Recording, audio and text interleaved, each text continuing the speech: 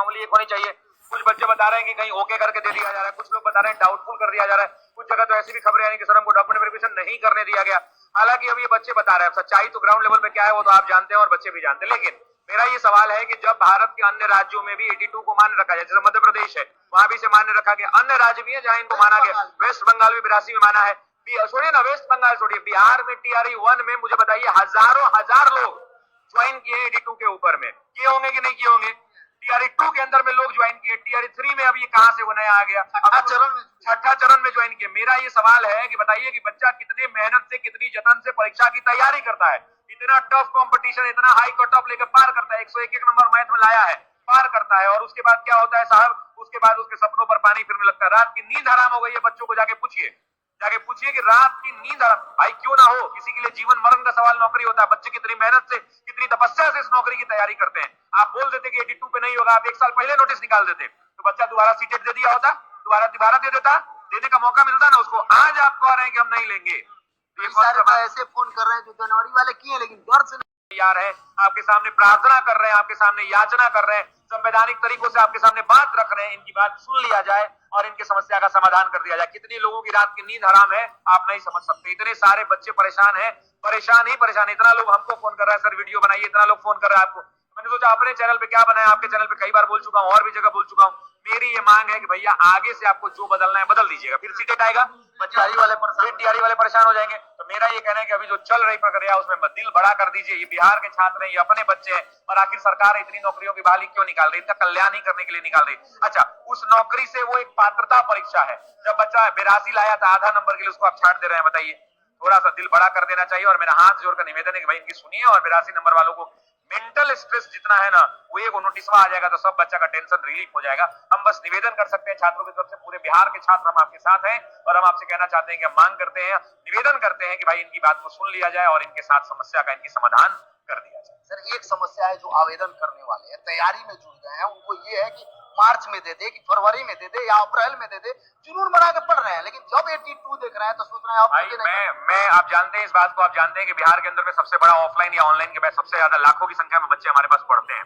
आप इस बात को समझिए कि मेरे क्लास में डेली 2-4 को लड़की आती है और आंसू पूछ कर रोने लगती है कि सर मेरा 82 है, हम क्या करेंगे अब, अगर हमको ये पता होता तो हम ये वाला सीटेट दे दिए होते, दोबारा से दे दिए होते। तो क्लैरिटी नहीं होने की वजह से ये समस्याएं हो रही हैं। पिछले सीटेट 1 में भी, 2 में भी, छठे चरण में भी बिहार में लिया, बच्चे बैठ ही रहे हैं। मतलब वो तैयारी करें भाई, वो तैयारी करें। मेरे हिसाब से तो यही कि आप तैयारी करें, आपके साथ न्याय होगा। और मुझे लगता है बिहार सरकार का और अधिकारियों का दिल इतना बड़ा है, वो बिहार के बच्चों से बहुत मोहब्बत करते हैं, प्रेम करते हैं, और वो बिहार के बच्चों का कभी भी अहित नहीं होने देंगे। सरकार आपके लिए सजग है, इसलिए भी सजग है क्योंकि बताइए लाखों की संख्या में वैकेंसी कौन दे रहा है? काहे नहीं उत्तर प्रदेश दे दे 10 लाख वैकेंसी, बिहार 4 लाख टीचर का बहाली दिया, उत्तर प्रदेश दुगना बड़ा है ना, 8 लाख दे दे, करे जा तो दे दे, आप खोल दे बिहार की तरह कि चल आइए सब लोग अप्लाई कर दीजिए, हम भी तो देखेंगे ना, वैकेंसी आएगी तो पता चलेगा। जैसे बिहार का इतना दिल बड़ा था तो बिहार ने सबको ओपन कर दिया, तो वैसे उत्तर प्रदेश में आने वाली है शिक्षा की वैकेंसी, झारखंड में भी आने वाली है। हम लोग भी इंतजार कर रहे हैं कि भाई बिहार के बच्चों के लिए यहाँ कितना बड़ा दिल खोला जा रहा है और हमारे साथ कितना न्याय हो रहा है। हमारी सरकार ने तो किया, आप देखते हैं हमारे बच्चों के साथ क्या होता है। सर विद्यार्थी ये भी आपसे जानना चाह रहे हैं कि हर बार जो सीट खाली रह जा रहा है, जो पूरा रिजल्ट की बात है, उस पर क्या कुछ संज्ञान लेना चाहिए? देखिए, मुझे लगता है कि इस पे क्लैरिटी आ जाना चाहिए, आपको देना है या नहीं देना है। नंबर 1 नहीं देना है तो नोटिफिकेशन में लिख दीजिए कि कोई भी पूरा रिजल्ट नहीं दिया जाएगा, नंबर 1। अगर लिखा गया तो इस वाले के नोटिफिकेशन की मुझे जानकारी नहीं है, अगर आपको है तो आप बताइए। दूसरा, अगर देना है तो क्लियर कर दीजिए कि हम वेटिंग लिस्ट निकाल रहे हैं और देंगे। अगर आपको नहीं देना है तो वो भी बता दीजिए नहीं देंगे। लेकिन सवाल ये उठता है कि हर बार जब भी TRE की परीक्षा होगी, चूंकि बीएड आपके पास है तो आप 11-12 का ही फॉर्म भरेंगे, 9-10 वाले भी हैं 6 to 8, PRT वाले, DLED वाले भी 6 to 8, 1 to 5 है। तो ऑब्वियस सी बात है कि जितनी भी TRE की आप परीक्षा करा दें उसमें रिजल्ट जो है कॉमन रिजल्ट होना ही होना है। जो बच्चे 11-12 पास करेंगे वो 9-10 भी पास करेंगे, तो हर बार ये समस्या आएगी, क्यों ना इस समस्या का समाधान कर लिया जाए। ठीक है, नियमावली के अंदर में नहीं है तो नियमावली में संशोधन हो जाए, और संशोधन होकर बिहार के छात्र, आखिर ये वैकेंसी निकल रही है, मान लीजिए कि सरकार ने कहा कि हमें 87,000 लोग चाहिए, तो 87,000 सीटें खाली होंगी तभी तो मांगा है, 87,000 योग्य लोग चाहिए, और ऐसे लोग भी चाहिए जिनका न्यूनतम अर्हता पारित हो। अब न्यूनतम अर्हता बच्चे पार न कर पाए तो आप सीटें खाली रख लीजिए, कोई प्रॉब्लम नहीं है। लेकिन अगर न्यूनतम अर्हता आपकी जो है उससे ऊपर जो बच्चे हैं तो उनको तो नौकरी का हक है, तो ऐसी परिस्थिति में सीटें खाली रखने से कोई फायदा नहीं है। अगर आपने वैकेंसी निकाली है तो आप उस पर पूरा रिजल्ट दीजिए और प्रयास कीजिए कि समझिए थोड़ा कॉम्प्लेक्स समस्या भी है, ये समस्या कॉम्प्लेक्स है, होता क्या रहेगा। हाँ, ये होता क्या है, देखिए मैंने एक बार पिछली बार सुना तो मुझे जवाब मिला था इसका, यूपीएससी के चेयरमैन सर ने कहा था कि बताइए आप ही शशि शरण बताइए कि एक बच्चे का रिजल्ट 11-12 में हो गया और 9-10 में भी हो गया।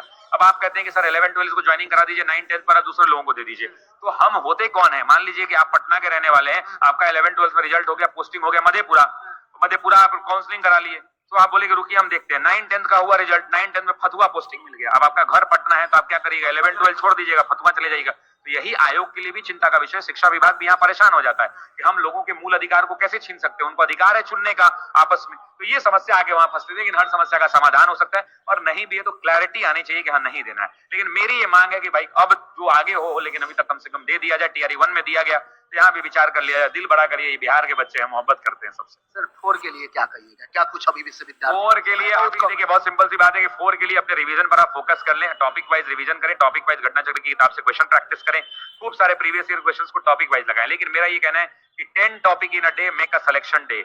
आपको कहना है कि एक दिन में अगर 10 टॉपिक का रिवीजन करते हैं, पूरे सिलेबस में 500 से 600 टॉपिक है, उससे ज्यादा नहीं है। अगर एक दिन में बच्चा 10 टॉपिक का रिवीजन करता है थ्योरी, और 10 टॉपिक कभी बायोलॉजी का 2 कर लिया, फिजिक्स का 1 कर लिया, मॉडर्न का 2 कर लिया, केमिस्ट्री का 1 कर लिया, ऐसे करके 10 टॉपिक का लिस्ट बना लीजिए, खुद से बना लीजिए, बच्चे बना लेंगे।